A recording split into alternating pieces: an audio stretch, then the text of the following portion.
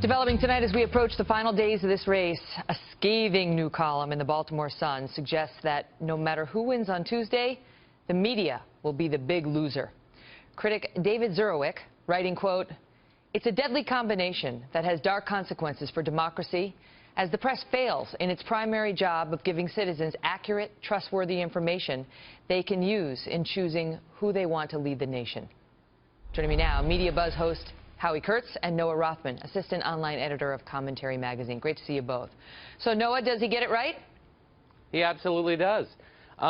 If you go back to prior to Donald Trump winning the nomination, even before any of the primary votes were cast, you had the press out there very much injecting a narrative into the ether.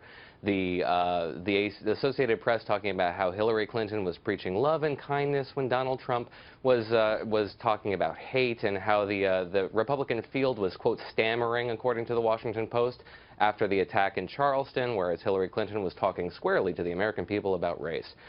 They were very much interested in propping up Hillary Clinton well before Donald Trump became something of a phenomenon, and induced the press to say, look, we have to put objectivity aside because this is a very real threat to the American Democratic Republic. And you say that as somebody who's been very critical of Trump. You're a never-Trumper, right? Well, I'm certainly not voting for a Democrat this cycle, and there are 2 Democrats on the ballot, as far as I'm concerned.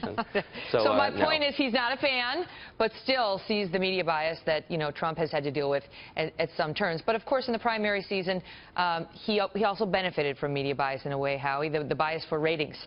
And we saw that in many instances. I mean, the number of times some of our competitors took Donald Trump campaign events and put them on TV start to finish, when we would never have done that for any. I mean, Scott Walker did not get that treatment. Hillary Clinton certainly didn't get that treatment. And only for Trump.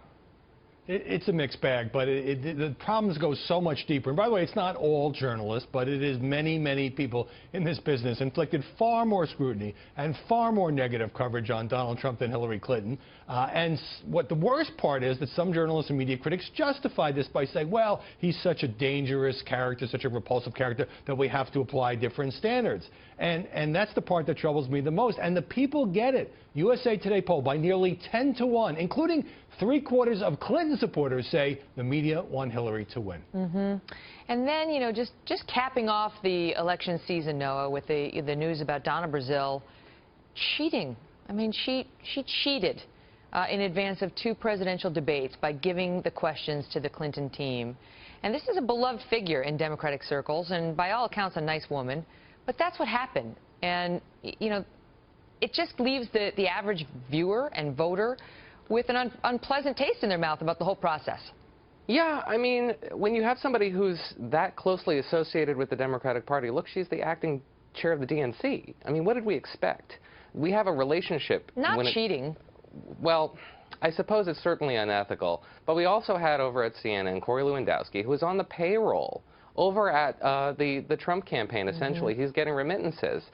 And at the same time, we expect nonpartisan commentary. There's a tweet today with Corey Lewandowski, with Kellyanne Conway, and Hope Hicks of the Trump campaign. You know, it's like hashtag teamwork. Yeah, and we've had stories behind the scenes suggesting that he was at least on the phone with Donald Trump pretty frequently, giving him some advice. So we're not expecting nonpartisan commentary here. There's certainly dual loyalties at the very least. I think networks need to really reconsider their relationship with partisan commentary. Howie, what does this mean for the future? It means the media, rather than doing high fives, as I expect if Trump loses on Tuesday, I'm not saying that he will, ought to really do some soul-searching about why there is now such a stain in our business. And here's the deepest part of it, because all the networks have partisan commentators. Here's the part that really bothers me. The degree to which most of the mainstream media miss the anger and the frustration of the millions of people who support Donald Trump, who are drawn to Donald Trump. They've been arrogant toward them. They've been condescending toward them. And that is not going to go away after Election Day. You're absolutely right. Great to see you both. Thanks, guys.